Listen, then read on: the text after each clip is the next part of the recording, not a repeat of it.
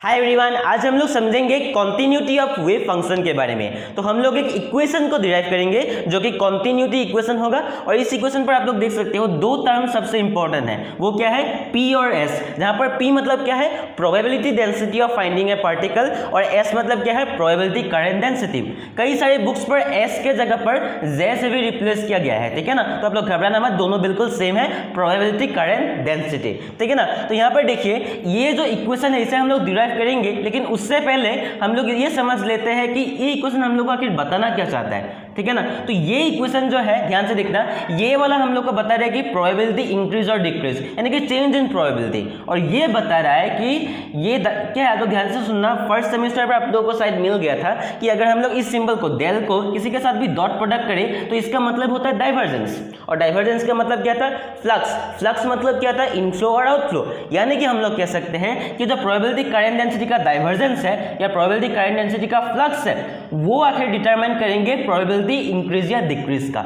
यानी कि अगर मैं इसको उस साइड पर ले जाऊं तो ये तो बराबर हो जाएंगे, इक्वल के बराबर हो जाएंगे। तो हम लोग कह सकते हैं कि ध्यान से सुनना, del P by del T is equal to कितना होगा, minus of del vector dot S vector. अगर मैं साइन को थोड़ा सा इग्नोर करूं तो ये दोनों तो बराबर है, यानी कि चेंज ऑफ प्रोबेबिलिटी यानी कि इंक्रीज और डिक्रीज ऑफ प्रोबेबिलिटी ये डिटरमाइन करेंगे क्या, ये वाला। यानी कि इससे ये डिटरमाइन हो रहा है divergence of probability current density से। तो ये आखिर हम लोग को ये बताना चाह रहा है, ठीक है ना। तो यहाँ पर लोग ध्यान से देखें कैसे हम लोग डिराइव करेंगे। तो इसके लिए हम लोग क्या करेंगे, टोटल प्रोबेबिलिटी को कंसीडर कर लेंगे, है ना, और उसको टाइम के रिस्पेक्ट में डिराइव कर देंगे, क्योंकि यहाँ पर यही है ना। पहले हम लोग टोटल प्रोबेबिलिटी को डिटरमाइन कर लेते हैं। Total probability of finding a particle in a, मान लीजिए वॉल्यूम भी, है ना। तो वो होता है PT is equal to psi और साई स्टार का मल्टीप्लीकेशन, है ना, साई और साई स्टार का मल्टीप्लीकेशन। तो जो वेव फंक्शन है उसका कॉन्जुगेट भी साथ में आप लोग मल्टीप्लाई कर दीजिए। और ये किसके रिस्पेक्ट में होगा, क्योंकि हम लोग वॉल्यूम के रिस्पेक्ट में कर रहे हैं, तो यहाँ पर R वेक्टर होगा, सिर्फ X Y या Z नहीं होगा, ठीक है ना। क्या होगा, R वेक्टर होगा। अगर वन डायमेंशन की अगर मैं बात करें तो यहाँ पर मान लीजिए dx होता तो यहाँ पर x होता। तो यहाँ पर क्योंकि मैं वॉल्यूम के रिस्पेक्ट में बात कर रहा हूँ तो R वेक्टर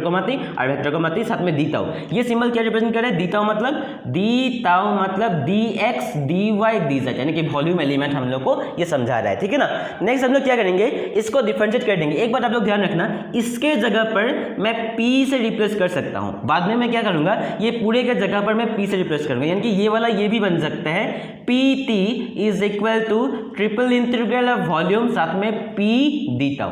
इस पूरे को मैं प्रोबेबिलिटी मान सकता हूँ, प्रोबेबिलिटी डेंसिटी, ठीक है ना। तो यहाँ पर लोग ध्यान से देखना, PT को मैं अगर टाइम के रिस्पेक्ट में डिफरेंशिएट करूँ तो क्या हो जाएंगे, ये वाला del PT by del T हो जाएंगे, है ना। और ये वाला भी क्या हो जाएंगे, टाइम के रिस्पेक्ट में differentiate del by del T, ये वाला टाइम के रिस्पेक्ट में मैंने इस टाइम को डिफरेंशिएट कर दिया है। देखिए ये वाला कैसा होगा देखने के लिए, मान लीजिए पहले मैंने क्या किया, साई को अकेला छोड़ दिया, है ना, और मान लीजिए साई स्टार को मैंने डिफरेंशिएट किया, क्योंकि ये मल्टीप्लीकेशन रूल लगेंगे, प्रोडक्ट रूल लगेंगे, del psi star by del T plus क्या होगा, साई स्टार को मैंने एक बार अकेला छोड़ दिया और del psi by del T, यानी कि ये वाला वैल्यू हम लोग को निकालना पड़ेगा, ये वाला वैल्यू। तो ये वाले वैल्यू को निकालने के लिए हम लोग को इतना सारा स्टेप्स करना पड़ेगा, ध्यान से देखना आप लोग, ठीक है ना। तो इसका वैल्यू हम लोग निकालेंगे, तो इसके लिए हम लोग क्या करेंगे, टाइम डिपेंडेंस स्क्रोडिंगर इक्वेशन का मदद लेंगे। टाइम डिपेंडेंस स्क्रोडिंगर इक्वेशन का मदद लेंगे, ठीक है ना। तो टाइम डिपेंडेंस स्क्रोडिंगर इक्वेशन क्या था, ये था I(h cross del psi by del T is equal to minus h square by 12m del square psi plus v psi. ये आप लोग को याद होना चाहिए, फर्स्ट चैप्टर से मैं यहाँ पढ़ा रहा हूँ, ठीक है ना। तो आप लोग होना, ये तो थर्ड चैप्टर है ना। नेक्स्ट देखिए आप लोग, इसे इक्वेशन नंबर 3 मान लेते हैं और इसका कॉन्जुगेट ले लेते हैं हम लोग, है ना, क्योंकि यहाँ पर कॉन्जुगेट चाहिए हम लोग को। देखिए ये कॉन्जुगेट को चाहिए, तो कॉन्जुगेट हम लोग क्या करेंगे, कॉन्जुगेट को कैसे निकालते हैं आप लोग मुझे बताइए। जहाँ पर I है वहाँ पर माइनस I हो जाएंगे, तो वही कॉन्जुगेट है बेसिकली। तो I वाला टर्म कहाँ है, ये वाला, तो I के जगह पर माइनस I पुट कर दीजिए, बाकी एज इट इज सेम होगा। लेकिन साई के जगह पर जहाँ जहाँ पर साई है वेव फंक्शन है वहाँ पर आप लोग साई स्टार पुट कर दीजिए, यानी कि कॉन्जुगेट का सिंबल। यहाँ पर साई स्टार होगा, यहाँ पर भी साई स्टार होगा, यहाँ पर भी साई स्टार होगा।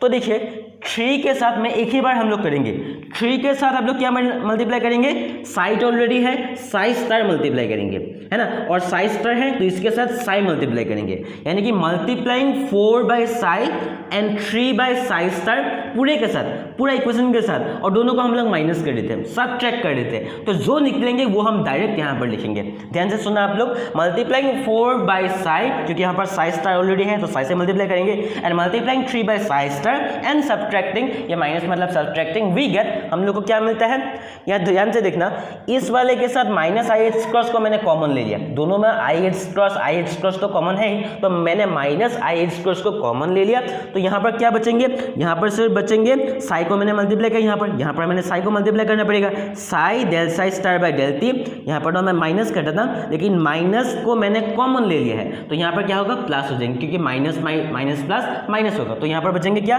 Psi star del psi by del T, है ना, तो यहाँ पर क्या होगा, इस वाले पर साई स्टार होगा, psi star del psi by del T, है ना, यहाँ पर भी क्या होगा, psi star del psi by del T होगा। ध्यान से देखो आप लोग, ये वाले को हम लोग क्या करेंगे, ये वाले तो एज इट इज हो गया। अब यहाँ पर ध्यान से देखिए, इन दोनों में से H cross square by twice को कॉमन लेंगे, है ना, minus H cross square by twice को कॉमन लेंगे, तो यहाँ पर भी साई को मल्टीप्लाई करना पड़ेगा, तो अंदर क्या बचेंगे, साई डेल स्क्वायर साई, और यहाँ पर psi star del square psi, psi del square psi star del square psi, है ना, तो यहाँ पर मैंने साई स्टार को मल्टीप्लाई किया था, तो ये वाला बन गया, और इसमें कुछ भी चेंजेस नहीं होगा, कॉमन हम लोग नहीं रखते, साई भी साई स्टार, और यहाँ पर होगा साई स्टार भी साई, और मल्टीप्लाई करने के बाद हम लोग माइनस कर देंगे, तो ये वाला इक्वेशन हम लोग के पास बन के आ जाते हैं, ठीक है ना। तो यहाँ पर तो ध्यान से देखो, इस माइनस आई एच क्रॉस को मैं उधर भेज देता हूँ, क्योंकि ये वाला टर्म हम लोग को चाहिए होगा, ये वाला टर्म कौन सा वाला है, ये वाला टर्म है, तो यहाँ पर हम लोग को ये वाला पुट कर देंगे, तो ये दोनों को हम लोग उधर भेज देते हैं, उधर भेज देने के बाद एच क्रॉस नीचे आ जाएंगे,